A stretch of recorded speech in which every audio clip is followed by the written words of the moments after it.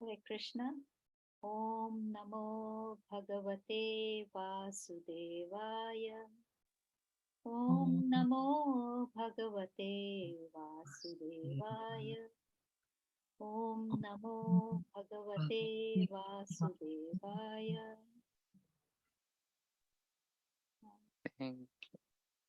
Over to you, Prabhuji. Hare Krishna. Sure. Hare Krishna. So today's verses, Srimad Bhagavatam, Canto 1, Chapter 16, verses 5 and 6. Chapter 16 is entitled How Parikshit Received the Age of Kali. So just read the verses, the Sanskrit and the purport, just conscious of time also, and then, invoke the Mangalacharan. So, verse 5. Shonako vacha kasya hetur nijagraha kalim digvijaye nripa nideva chihnatrik shudra koso gamya padahanat tatkatyatam mahabhaga yadi krishna kathashrayam. Translation.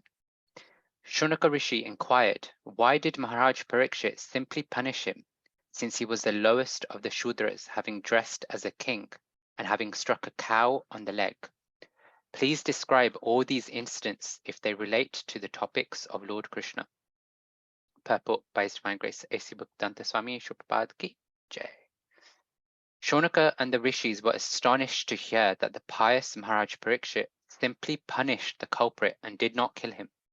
This suggests that a pious king like Maharaj Parikshit should have at once killed an offender who wanted to cheat the public by dressing like a king and at the same time daring to insult the purest of the animals, a cow. The rishis in those days, however, could not even imagine that in the advanced days of the age of Kali, the lowest of the Shudras will be elected as administrators and will open organized slaughterhouses for killing cows. Anyway, although hearing about a Shudraka who was a cheat and insulter of a cow was not very interesting to the great rishis, they nevertheless wanted to hear about it to see if the event had any connection with Lord Krishna. They were simply interested in the topics of Lord Krishna, for anything that is dovetailed with the narration of Krishna is worth hearing. There are many topics in the Bhagavatam about sociology, politics, economics, cultural affairs, etc. But all of them are in relation with Krishna, and therefore all of them are worth hearing. Krishna is a purifying ingredient in all matters, regardless of what they are. In the mundane world, everything is impure due to its being a product of the three mundane qualities. The purifying agent, however, is Krishna. So next, verse 6. So Canto 1, Chapter 16, verse 6.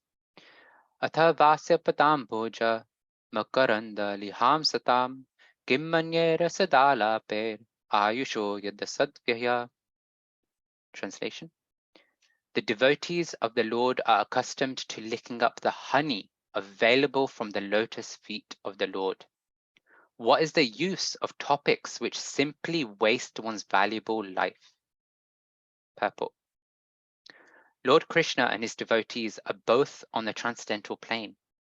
Therefore, the topics of Lord Krishna and of his pure devotees are equally good. The battle of Kurukshetra is full of politics and diplomacy, but because the topics are related with Lord Krishna, the Bhagavad Gita is therefore adored all over the world.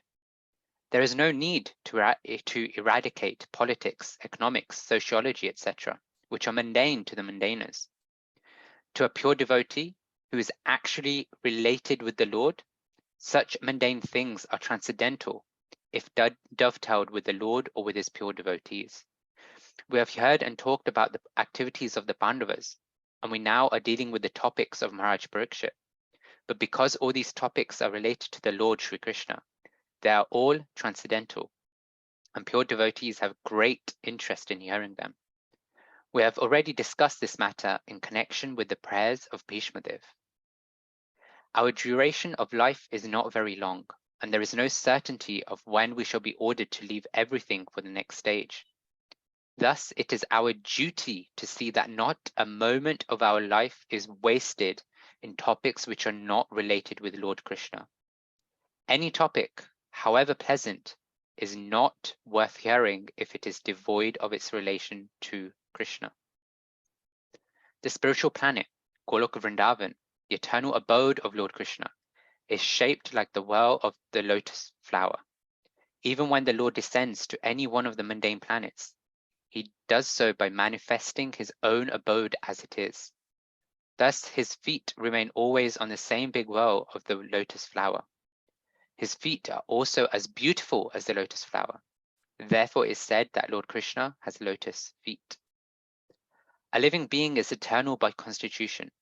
He is, so to speak, in the whirlpool of birth and death due to his contact with material energy. Freed from such material energy, a living entity is liberated and is eligible to return home back to Godhead. Those who want to live forever without changing their material bodies should not waste valuable time with topics other than those relating to Lord Krishna and his devotees. Okay. So just invoke the Mangalacharana prayers.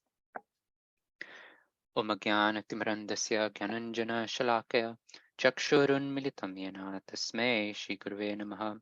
Shri Chaitanya Manobishtam Stapitam Yena Bhutale Swayam Rupa Kadameyam Dadati Swapadantikam Vandeham Shri Guru Shri Utapadakkamalam Shri Gurun Vaishnavamascha Shri Rupam Sagrajatam Sahagana Rugnatanvitam Tam Sajivam Sadavaitam Savadutam Parijana Sahitam Krishna Chaitanya Devam Shri Radha Krishna Padan Sahagana Lalita Shri Vishakhanvitamascha. He Krishna Karuna Sindhu Dinabandhu Jagatpate Gopesha Gopika Kanta Radha Kanta Namostate Tapta Kanchana Gaurangi Radhe Vrindavaneshwari Vrishabhanu Sate Devi Pranamami Hari Priye Panchakalpatarubhyascha Kripa Sindhubheva Patitanam Pavanebhyo Vaishnavebhyo Namo Namaha. Namo Vishnupadaya Krishna Prishtaya Bhutale Shrimate Bhaktivedanta Swami Nityanamine Namaste Saraswati Deve Gauravani Pracharine Nirvishesha Shunyavadi Pashtatya Deshatarine. Jai Shri Krishna Chaitanya Prabhu Nityananda Shri Advaita Gadadhara Shivasadi Gaura Bhakta Vrinda. Hare Krishna Krishna Krishna Hare Hare Hare Rama Rama Rama Hare Hare. Shabbat ki jai. Jai. Thank you for the opportunity to speak. I hope that I think it was a Guru Disciple course, right? That was last week. Hope that went well. Really, exam done also? Yeah, we'll have the exam soon. Jai. All the best to everyone who is doing the Guru Disciple exams. So yeah, coming back to the Srimad Bhagavatam. So we are in chapter 16, how Parikshit received the age of Kali. So just to do a small recap of chapter 15. So chapter 15 was entitled The Pandavas Retire Timely. And in there we heard about Arjun's lamentation, his distress about when Krishna, his best friend, right, the Supreme Personality of Godhead as his best friend, left the planet. How Arjun lost Krishna. And then we heard that as Krishna was departing, then the influence of Kali began to increase.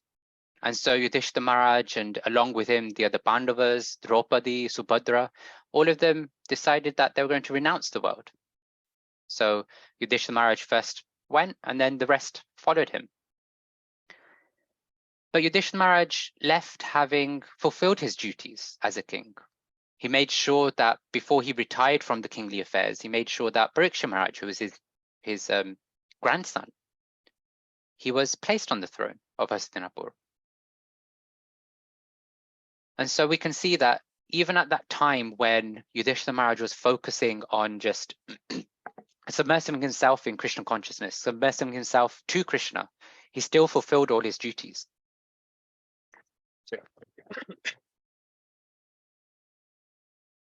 And then he left, right? And then he renounced family life, the world.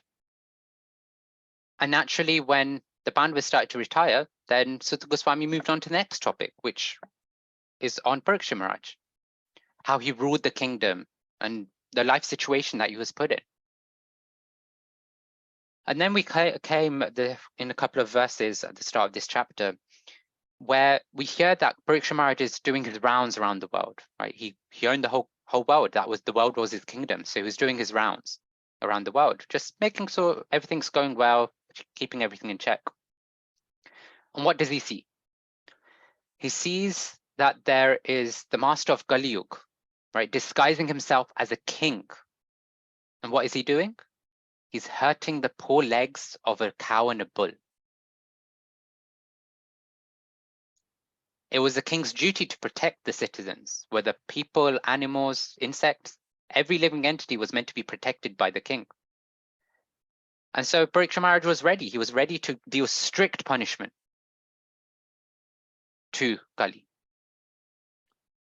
And hearing about this heinous act, right, we see that we take a step back from the actual story narration, and we come to Shaunaka Rishi, who's heading up all the sages of Naimisharanya.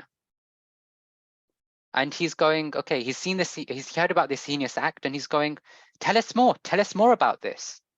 Specifically, if it's Krishna Kathashrayam, if it relates to topics of Lord Krishna or his pure devotees. And that's where we start. That's where we kind of pick up from, right? And specifically, if we go to the last sentence of the translation of verse 5, please describe all these incidents if they relate to the topics of Lord Krishna. Right? And then we come to verse 6, which is naturally follows on, and actually the purports are quite complementary to each other. So we can discuss both together. And I'll just read the whole translation for verse 6. Quote, the devotees of the Lord are accustomed to licking up the honey available from the lotus feet of the Lord. What is the use of topics which simply waste one's valuable life? Unquote. So in Canto 12, there's actually a beautiful narration of a pastime with Markandeya Rishi. Right, he was a great devotee sage of the Lord, so much so that the Lord, as Narayan, right, in the form of Narayan, he gave a benediction to Markandeya Rishi. And Markandeya Rishi was a great, pure devotee. And what did he desire? He knew that the Lord was all-powerful. He knew that the Lord was the supreme controller. But he also knew that the Lord had multiple different energies, multiple different degrees of how he sustains the world, of the creation, whether it's the spiritual or the material world. And so he desired to see the illusory energy of the Lord. Lord, I know you're great, but please just show me how is it that your illusory energy, your Maya energy, your external energy functions. And it's described that Narayan Rishi actually just gave a small smile, right? And then accepted and gave the benediction, tatastu, as we would say. And so some time passed, and Markandeya Rishi was just going about his normal duties. And one day, he was performing his prayers. He was offering his prayers to the Lord. And then suddenly, out of nowhere, the water of devastation starts to flood all the three worlds. Right? At the end of the universe, flooding, right? The Garbhodakshaya ocean completely floods. And so Markandeya Rishi, because of his benedictions that he had from his pure devotion and everything, he was struggling. He was trying to survive, right? I mean, he would have survived, but he was struggling through the ocean. He was struggling through the water. He was just trying to find some land that he could just get onto. And somehow he comes to a small island and he sees that there's a banyan tree on the small island. And with the banyan tree, at the foot of the banyan tree, he sees something special. He sees a small little boy. And it's described, and I'll read the Sanskrit as well as the translation, because it's a beautiful, beautiful, beautiful three, 4 verses actually. Mahamarakta Shamam Shimad Vadana Pankajam Kambugrivam Mahor Sakkam Sunasam Sundarabhruvam Shwasijattalakabhatam Kambushi Karnadadimam Vidrumadhara Bhaseshach Chonayittasudhasmitam Padmagarbharuna Papkam Hridaya Hasavalokanam Shwasijatpali Samvigna Nimnanabhidalodaram Charvangulubhyam Panibhyam Unniya Charanambujam Mukhe Nithaya Viprendro Dayantam Vismitaha. This is from Srimad Bhagavatam, Canto 12, Chapter 9, verses 22 to 25. Translation, quote, the infant's dark blue complexion was the color of a flawless emerald. His lotus face shone with a wealth of beauty, and his throat bore marks like the lines on a conch shell. He had a broad chest, a finely shaped nose, beautiful eyebrows, and lovely ears that resembled pomegranate flowers, and that had inner folds like conch shell's spirals. The corners of his eyes were reddish like the well of a lotus, and the effulgence of his coral-like lips slightly reddened the nectarian enchanting smile on his face.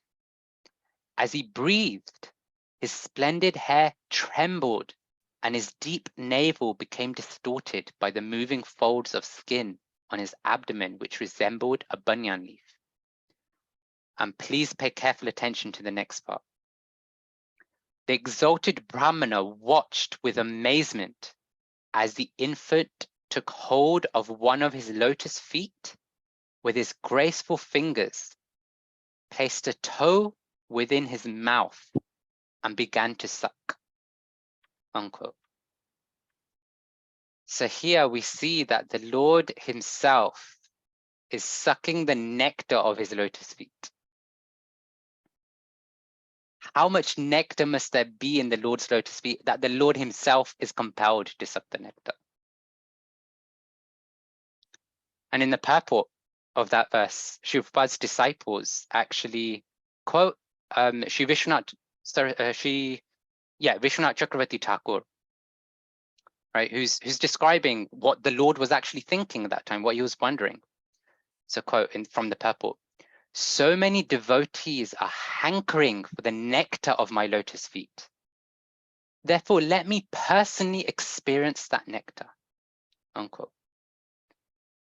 So this is what the Acharya is saying that the Lord was thinking in this pastime. Like, my devotees are hankering. They're greedy for my lotus feet. Let me taste them. Let me see what is there in my lotus feet to taste them. In the Bhagavad Gita, we hear that there's 3 gates to hell, right? Kama, Krodha, and Lobha. What are they? Lust, anger, and greed. Greed, Lobha, right, is one of the gates that leads to hell. And yet the devotees are greedy for the Lord's lotus feet. They're so greedy that the Lord himself is becoming perplexed. What is so sweet about my feet? Usually in this world, if we look at feet, or if we think of feet or somebody's feet, we think like, so gross, right? They'll smell, they'll look ugly, they'll not be well looked after. But here are the devotees who are just hankering for the lotus feet. And so the Lord himself is found sucking the honey from his lotus feet. But actually, the Lord's lotus feet are not ordinary lotus feet. Sorry, the Lord's lotus feet are not ordinary feet like people of this world. Right?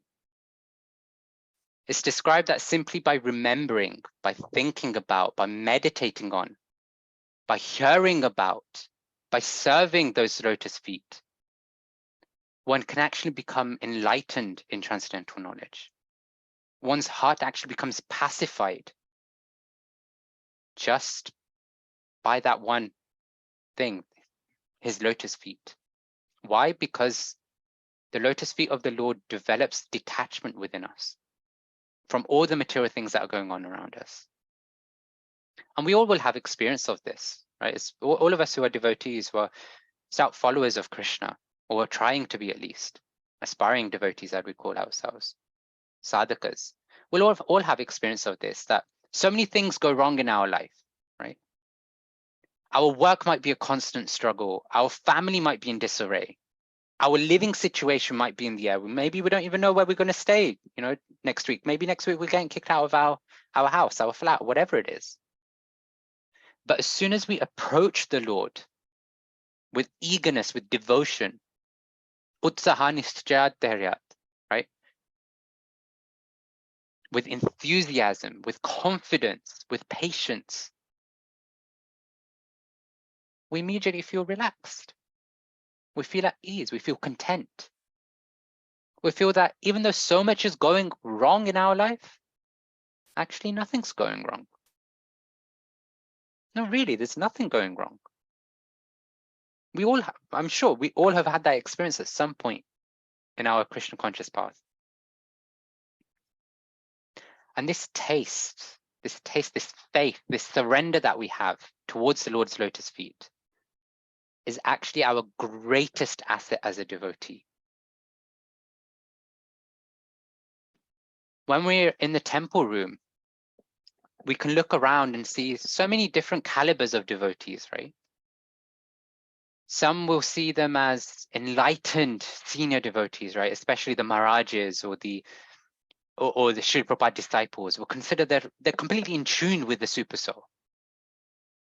Then there's others that we'll see who we're thinking they're senior to us. They're so much more knowledgeable, so much more surrendered. They have so much more faith in Krishna than us. Then there's the peers, those who we develop our friendship with, those who we help on the journey and also take help from. And then we'll also see juniors, right? Those who, yes, we can learn from, we can take inspiration from, but primarily we know our service is to help them in their journey, to help them rise. But when we're looking at all of these devotees, especially when we're looking at the seniors, then we can question, what is it really that's making them senior?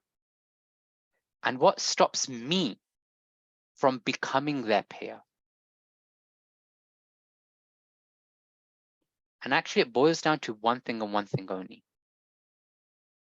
Is how much we are tasting the honey of the lotus feet of the Lord. Topics of Lord Krishna are very, very sweet, just like honey. And therefore they're very, very tasty also. The pure devotees, the senior devotees, they're actually only ever interested in topics which are connected with Krishna. And by extension, his pure devotees also.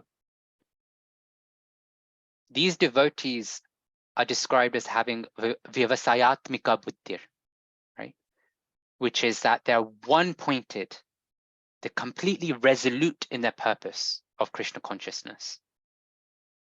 They're not swayed here and there by this thing going on, that thing going on. They're just resolute, they're focused. Yes, this is my goal and this is the path I want to tread. Well, okay, we can say that actually, Bhaja Govindam Das, everything is related to Krishna. We know in the Bhagavad Gita, Krishna says that, the material world, the spiritual world, everything is my energy. So everything is connected to him. So everything is Krishna Katha. We can say that, we can think that. And it's true, right? Because at the end of the day, Krishna's not lying. Everything is his energy. So then what separates, what differentiates the politics, the diplomacy, the drama, the latest news, the romance, the Bollywood songs, the Bollywood movies, all of the stuff that we see on TV? What separates all of that from what we read or hear about in the Vaishnav literatures, in the Vedic literatures like the Ramayana, the Mahabharata, the Srimad Bhagavatam, the Chaitanya Charitamrita? What separates them? I mean, even if we look at, say, like Prabhupada Lilamrita, we can see there's so much suspense, so much drama, so much diplomacy that takes place. We can just take the example of the Juhu temple, right? And the whole fight for the Juhu temple that Prabhupada and his disciples went through. completely action-packed, right? It was, I mean, if devotees decide to make a movie on it, you could make a Bollywood movie, a long 3-hour movie just on that. It'll have action in there, it'll have adventure in there, it'll have a hero in there, it'll have everything in there. So what's the difference?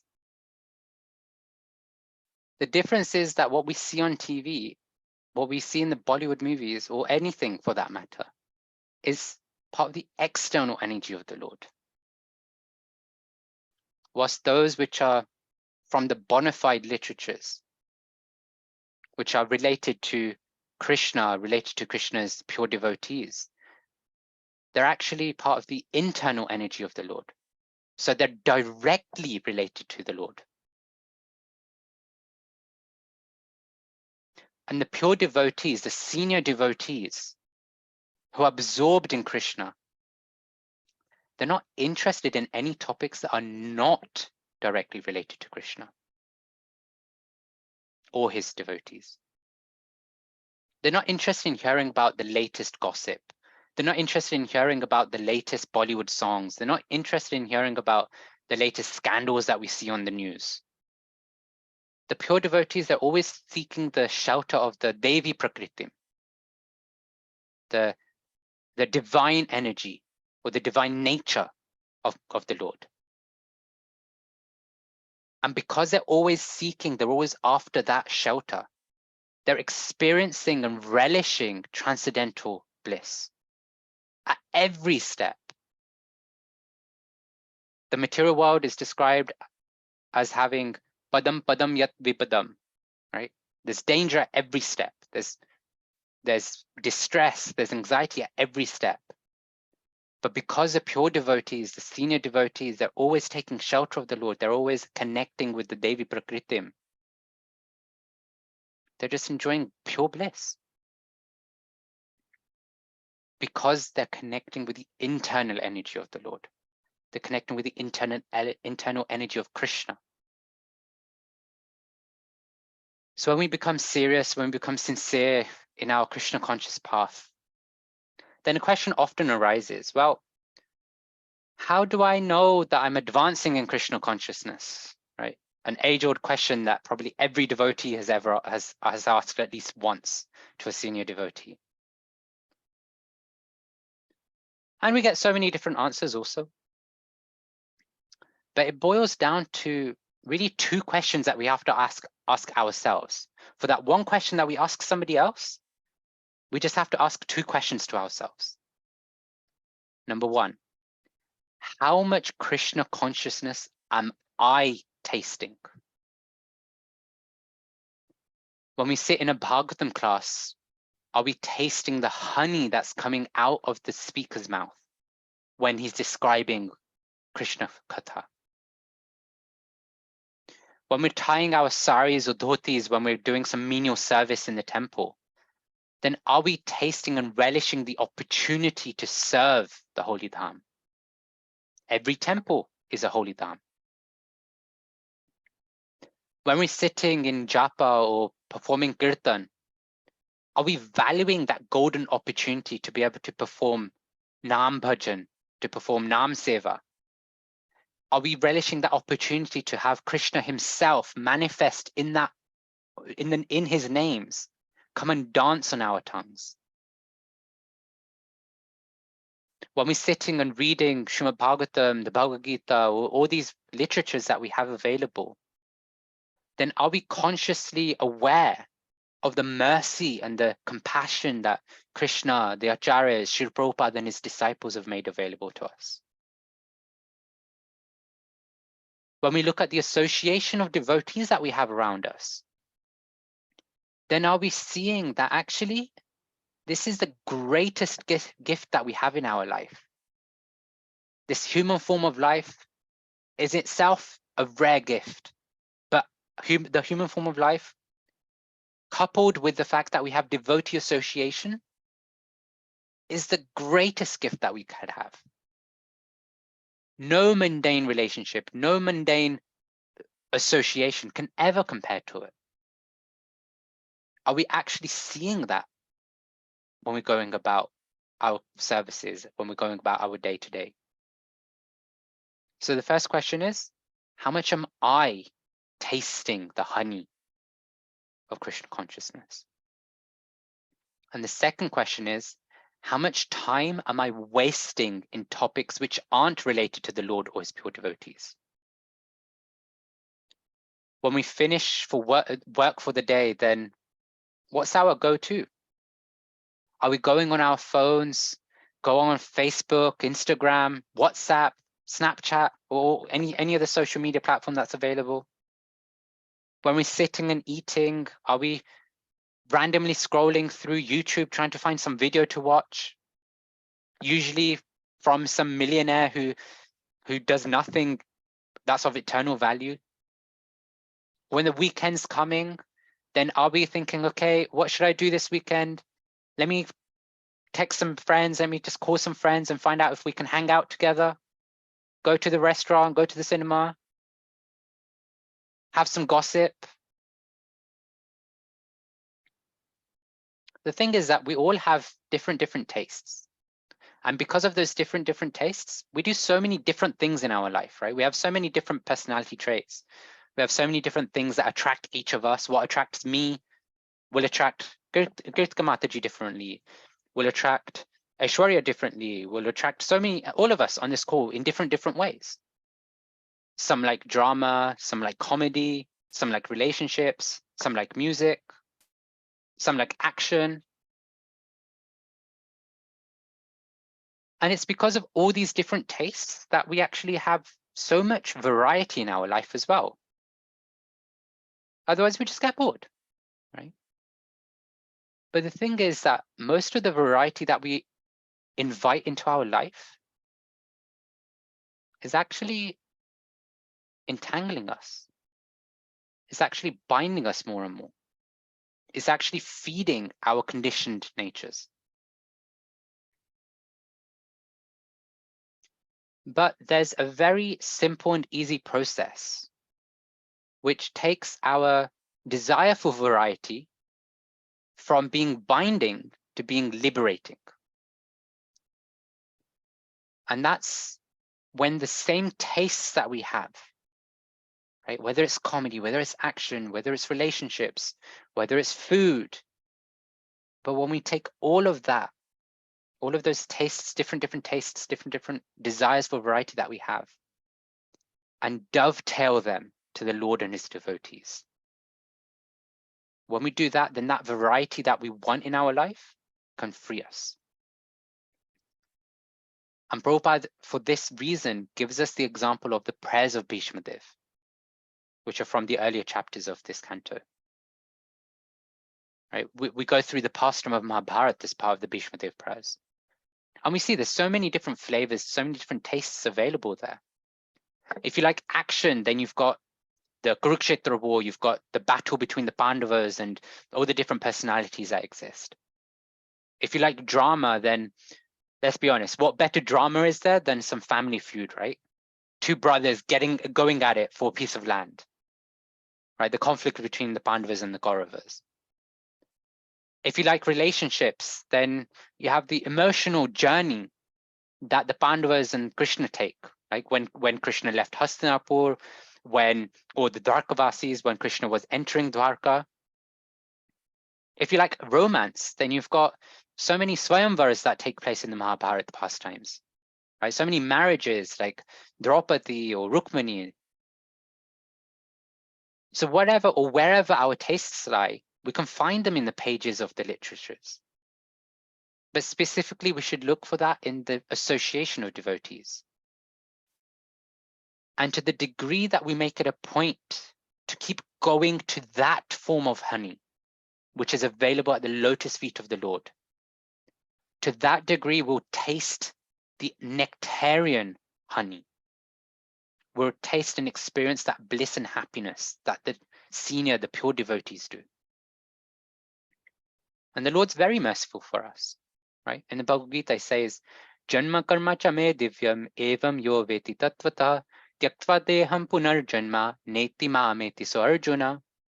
This is Bhagavad Gita, chapter 4, verse 9, right? Translation. One who knows the transcendental nature of my appearance and activities does not, upon leaving the body, take his birth again in this material world, but attains my eternal abode, O Arjuna. Unquote. So by learning about, by hearing, by meditating, by thinking, and constantly remembering the pastimes of the Lord, we can actually free ourselves from the circle of birth and death. And we can see that there's so much so-called material variety available in all these literatures. But because they are connected with Krishna and Krishna's devotees directly, because they're associated to Krishna's appearance, Krishna's activities directly, they're transcendental. So not only can we satisfy our desire, our need for variety, our need for different flavors in life, our thirst for different genres of entertainment, but by hearing, by going to the Vaishnav literatures, by going to the literatures that describe the Lord and his pastimes and his devotees, we can also attain eternal life. And actually, eternal life can only exist in Krishna consciousness. Because somebody who has material consciousness, then we know they're forced to actually give it up at the time of death. Because the laws of karma have to act. They have to suffer or enjoy the results of their activities. But because they've chased after so many different things which aren't connected to Krishna, then even in their next life, they'll take birth and chase after the same things. But for one who is in Krishna consciousness, if they are vyavasayatmika, right? If they are resolute, determined, fully fixed on being a devotee or trying to be a devotee,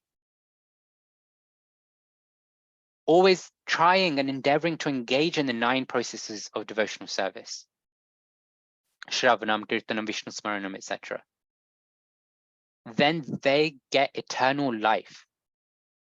Living forever is guaranteed, not by me, but by Krishna. And that's why Prabhupada at the end of this purport for verse 6, he says, I quote, "Those who want to live forever without changing their material bodies should not waste valuable time with topics other than those relating to Lord Krishna and his devotees." Unquote. And this is what associating with devotees actually means, right? It's not to come together to have some laughs, have some talk, have some chit chat, talk about work, talk about family, talk about gossip here and there. Krishna says that actually my devotees enjoy transcendental bliss. They enjoy great satisfaction in just conversing about me, in enlightening one another about me. And that's what devotee association means. Coming together to talk about Krishna, coming together to talk about Krishna's pure devotees. And we can see that that's what the sages of Naimisharanya wanted to do. They weren't gathering and hearing stories and then, oh, you know, there's this master of Kali who's just trying to kill some animals. Let us hear, you know, let's hear the gossip about what's going on. So then we can share it with somebody else and talk about, you know, there's this guy who was so bad and then this is how the king punished him. No. They wanted to hear the topics because they were related to Krishna Katha. And that's the only thing they cared about. If this relates to Krishna Katha, tell me. If it doesn't, move on. So dear devotees, we should also learn. We should not waste our time in mundane topics. We should learn to utilize our time to associate with each other in a way which enlivens the heart, to become more Krishna conscious, to go to Krishna more, to think of Krishna more. See, every society, every community in the world talks about events, talks about people, back chats about people. This person did that person did this person said this, that person said that. But as devotees, we should consciously make an effort to go, I don't want to get engaged in this. I don't want to engage in these conversations. Instead, what we should do in devotee circles is talk about our services, talk about our sadhana, our bhajan, talk about the reading, the hearing that we're doing.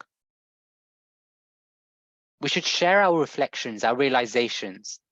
We should find ways to serve each other, to enlighten each other in Krishna consciousness. And it only takes one person in the group to do that. Because if one person does it, then it's an inspiration for the rest of the group. See, as devotees, we've heard so many different times that we shouldn't perform ninda, we shouldn't perform, backbiting or talk badly about people, criticize, etc., etc. But we end up doing it because we end up going with our lower natures. But once we come into contact or in the association of one devotee who is like always talking about Krishna Katha, even if you're trying to go down a negative slope, intentionally even, but as soon as they bring up Krishna, it's like, oh, yeah, I should talk about Krishna too.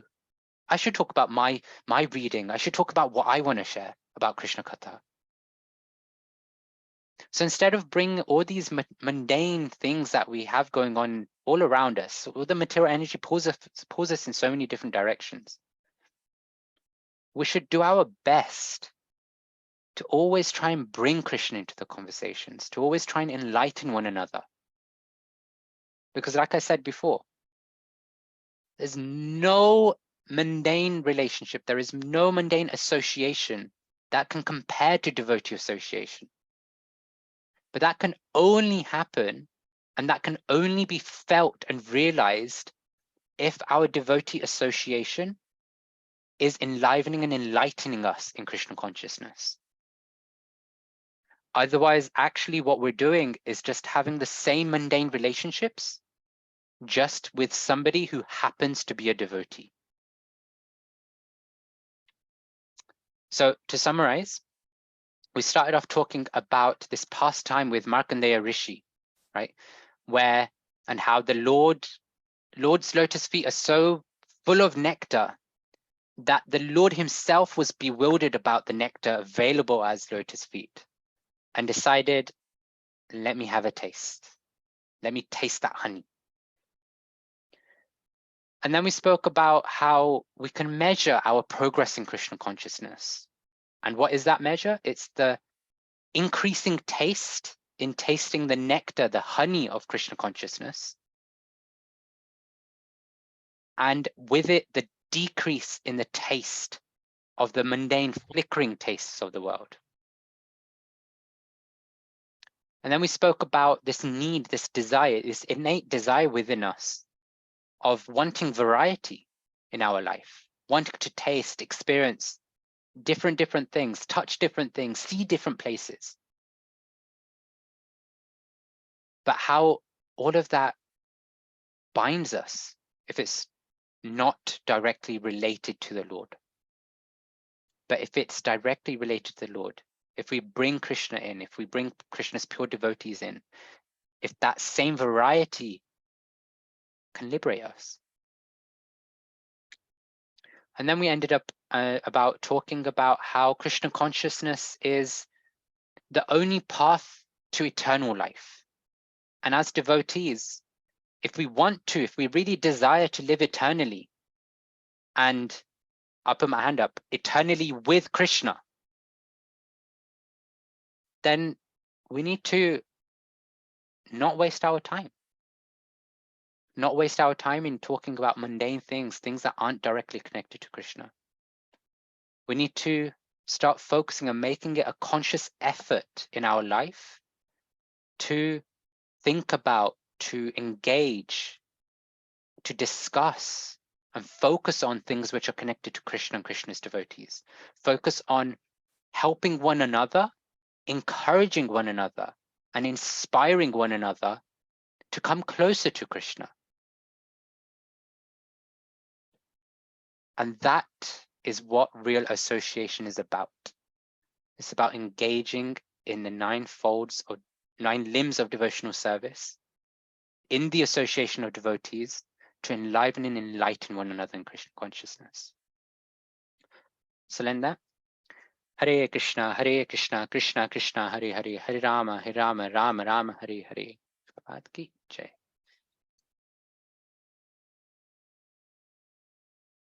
Hare Krishna Prabhuji, thank you so much for this wonderful session.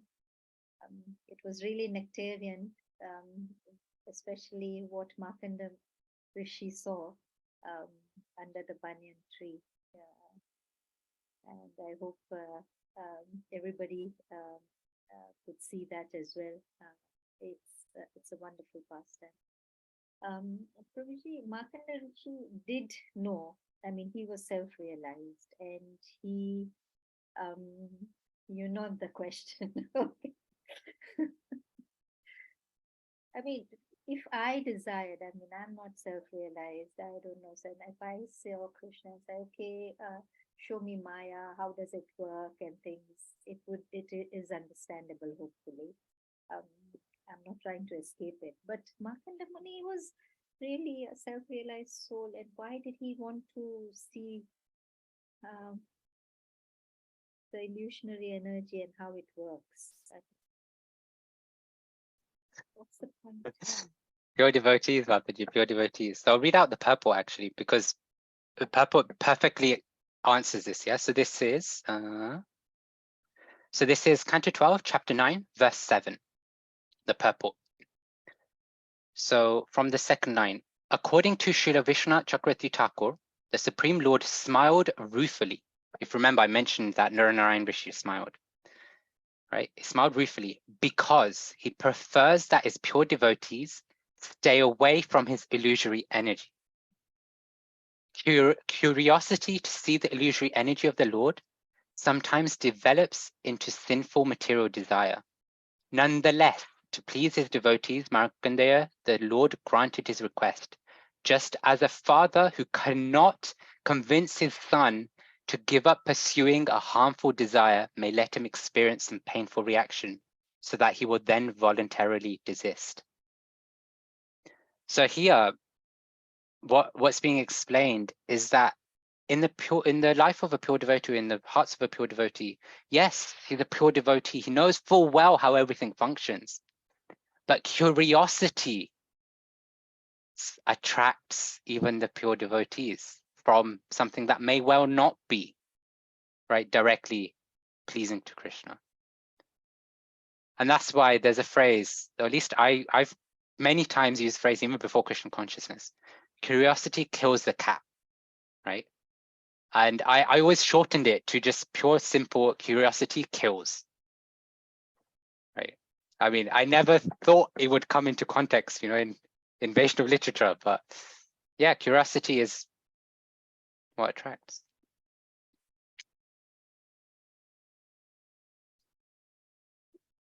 Thank you very much for that clarification.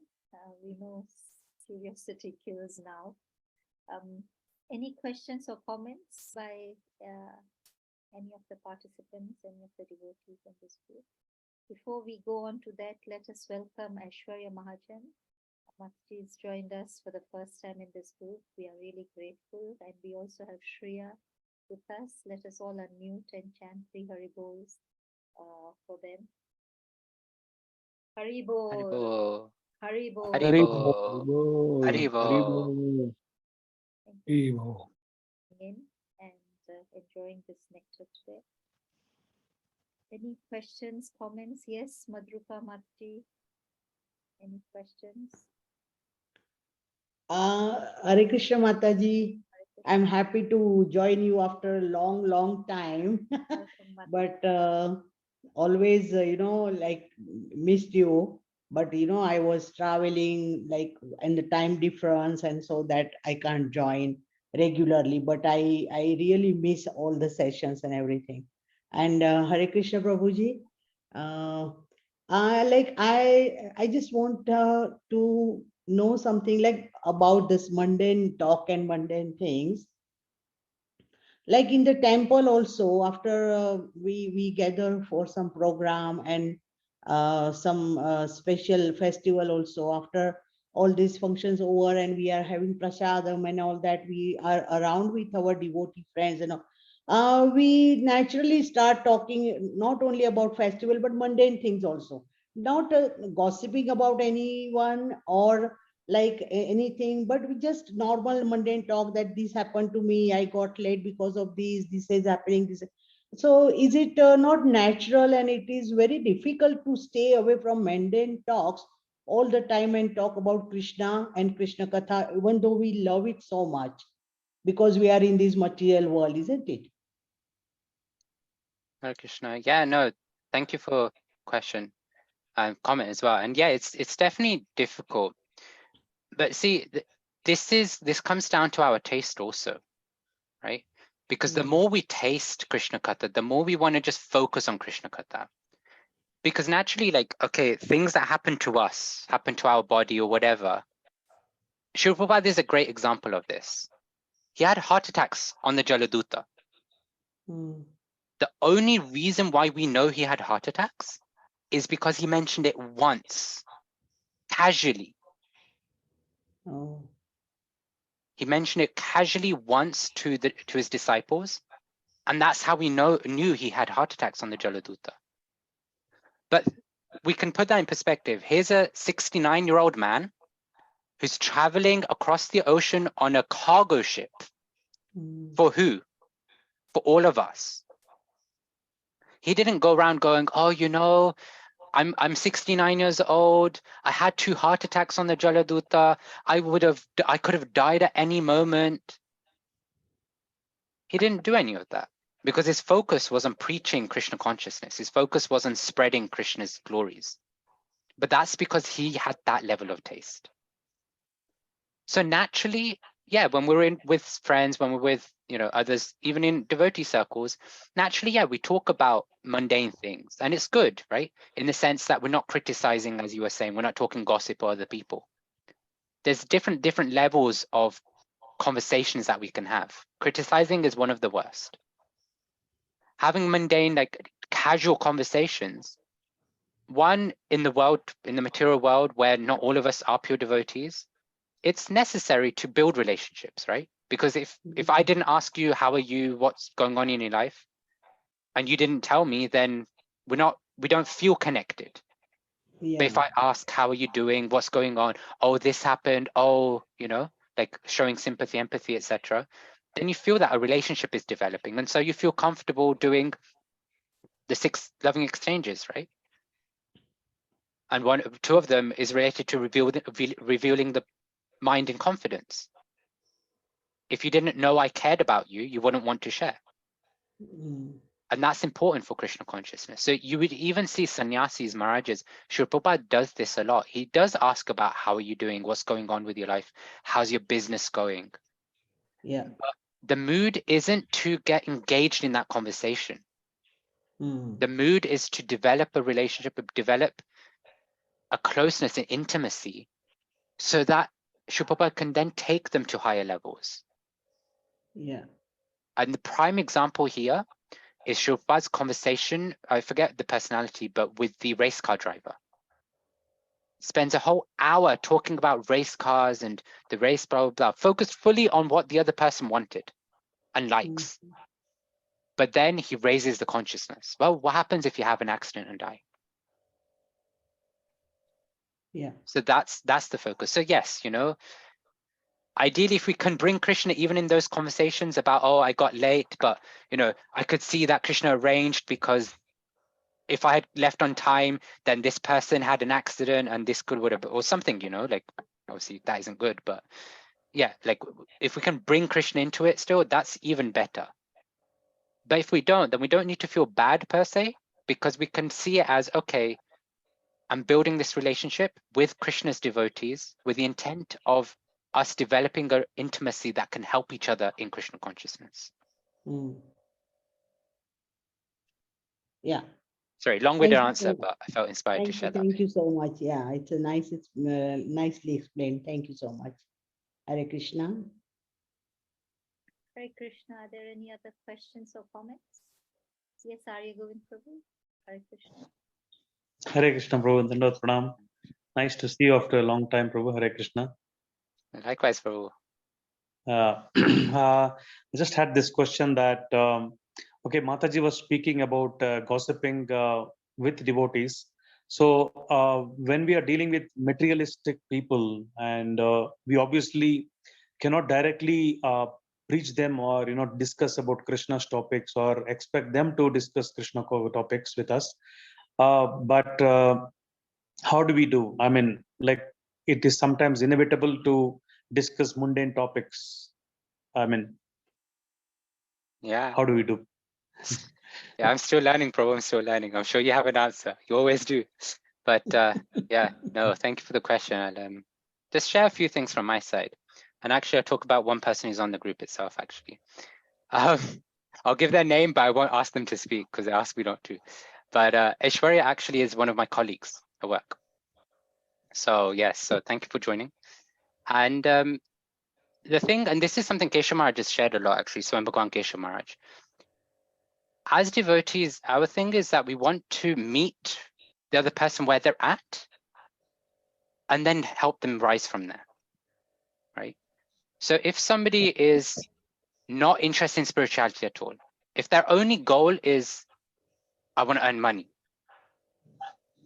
then as devotees, okay, we're not interested in earning money. And we know that even if they get money, they'll probably end up being sad in the end anyway. But we can think, we have Dhruva Maharaj as an example. His desire was to earn money, right? A kingdom bigger than Brahma. And in that way, we can connect the person to Krishna. If we can talk about Krishna in a direct sense, even if it's not about bhakti. But maybe we can introduce them to Krishna consciousness from friendship. Okay, yeah, you're going through this situation in your life. I'm there, help them out. And we can give them the spiritual support, a bit of material support, but give them spiritual insight, because we know that the root cause of all suffering is because of their lack of relationship with Krishna. But that lack of relationship with Krishna doesn't have to be direct Krishna katha. It can be the love that Krishna gives to his devotees and through his devotees from us to them. So bringing Krishna in our conversations with colleagues, with people on the street, with materialists, it can take many, many different forms. But the basis of it, as Radhanath Maharaj would always say, is also love, right? Because we want to be instruments of Krishna's love. So our mood, if we're approaching them in the mood of serving them, in the mood of being a servant, then they will get attracted. Because once they get attracted to a devotee, then the devotee is only going to do one thing: take them to Krishna. So yeah, building friendship, establishing relationships based on love, trying to find a connect with Krishna consciousness. Yes, we will engage in those mundane conversations, in those materialistic conversations. But again, just like Srila Prabhupada, the aim isn't to just have that conversation. The aim is not necessarily in the conversation itself, but longer term, to connect them back to Krishna, to pull them up from where they're at in their consciousness to a higher consciousness of Krishna consciousness. And if we keep that as our aim, then Krishna works magic through us, like he does with you already, Prabhu. I know you, Kirtika Mataji can attest to this. I am sure you do amazing preaching and service in Eldoret. So, the Irish community. And I think you give a Gujarati Sangha as well, if I'm not mistaken. No, Prabhu. No, I'm a South Indian, basically. Oh, okay. Somebody in the group does. Okay. Yeah. So I'm basically in Nakuru, Prabhu, so not in Eldoret, but yeah, we're trying to build a small center here as well. Yes. You do give a class on this group, so you are there as a mentor as well, Prabhu. Yes. Thank you. Thank you, Prabhu. Hare Krishna. It would be nice to hear your reflection, Harigovinda Prabhu, because I know you always have something to share also. Actually, frankly to speak, I struggle, in the sense, like you said, to be instruments of love, and then to be instruments of affection, and then ultimately to connect them to finally to Krishna is our final goal. But still, how do we do it? We have to use our intelligence, and then we have to use our experience. How do we do it? It's left to us, but through the shastra, through the scriptures, and of course not to use any other mundane methods, but still we can use whatever tools we think it can be used in. But in still, it's a struggle, sometimes to deal with different kinds of people, especially in different walks of life, and then it becomes a challenge. Most of them think that the material problems are definitely the greatest thing in this material world, and then they think that if they solve that problem, they'll be the most happiest people on the earth. But still, the super rich people also unhappy. Yeah. So, but still, yeah, we have to keep trying. By the mercy of Krishna, things will happen. Yeah. Yes. Oh, thank you. Yeah, solving material problems with spiritual solutions. Yes. So yes. Thank you, Prabhu. Nice. Hare Okay. Krishna. Thank you, Prabhu. Hare Krishna. Hare Krishna, are there any other questions or comments? Okay, I just have 2 points. I need clarification on the last sentence of this text 7. Those who want to live forever without changing their material bodies. Our material bodies are always changing, Prabhuji. So why is that mentioned here? Material bodies are always changing, but we can have spiritual Krishna consciousness that even in this material body, we don't consider ourselves to be part of the body. So if we look at pure devotees, they can go through so much, right? But because their consciousness is elevated beyond their material anxieties, what happens? We can see Jayapadaka Maharaj, his situation in a wheelchair, half paralysis, etc. But his consciousness is so high that he's preaching. Like right now, he's in UK, or coming to the UK at least, traveling the world in that situation where people would be like, okay, let me just stay in one place. Okay, preaching is my thing, so I'll preach from my local temple. I'm not going to travel the world. We can look at Kadambakana Maharaj, even in his last days, focused on preaching, spreading the mission. His will was focused on the mission. He was planning everything. Srila Prabhupada on his deathbed, dictating. Can we imagine what Srila Prabhupada was going through in that situation? Like on his deathbed, such an old age, he didn't eat or drink anything for a long, I don't know how many days. And if we just have a pinprick, we're like, for days, Get a plaster, quick. These are the pure devotees who are tasting the real honey from the lotus feet of Krishna. You're already thinking how difficult tomorrow's Ekadasi will be, Prabhu.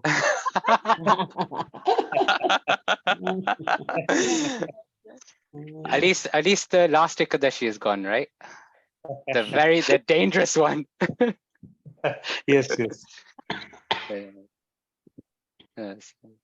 But yeah, so thank you, Prabhuji, for that answer. I know I'm rushing to the next point because time is not on our side. Is again to Markanda Rishi, and it was okay for me to feel why did he ask for such a thing, but I feel I do the same. Actually, my desires are not as pure as his, or it's not so elevated. Oh, how does your material energy work? I ask for mundane things. I mean, that Krishna would be laughing and saying, is this it? Is this what you are really asking for? I mean, for a few things that would help in sense gratification, probably. So it wasn't, I shouldn't have asked that question, is what I feel. That because I do the same. I do the same. I ask Krishna for mundane things. No, the fact that it's related to Krishna is still good. It's better than not going to Krishna and having material desires. We should at least come to Krishna. That's the first step. Okay. So on that note, and there being no questions, can I request Priya Govind Prabhu? Is it possible for you to close the session? Hare Krishna. Is your internet allowing Hare you to do that? Krishna. Hare Krishna. Thank you so much, Prabhuji, for the wonderful association you have given us and a very nice class. So we do appreciate. On behalf of ISKCON Eldoret, I would like everyone to unmute themselves and chant one round of Hare Krishna Maha Mantra for the glorification of His grace, Bhaja Govindam Prabhuji. Hare Hare Hare Krishna, Krishna, Hare Krishna Krishna, Krishna, Hare Hare Krishna, Hare Krishna, Hare Hare Hare Hare Rama, Hare Rama, Rama Rama, Hare Hare. Shri Prabhupada ki Jai. Grace Bhaja Govindam Prabhuji ki Jai. Jai. ISKCON Eldoret ki. Jai. Jai. Jai. Panchakapatruvyascha kripa sindhuve cha patitanam pavnebhyo vaishnavebhyo namo namah. Tuketa Vaishnavrinda ki. Jai. Jai. Thank you so Thanks, much. Hare Krishna. Hare Krishna. Hare Krishna. Thank you.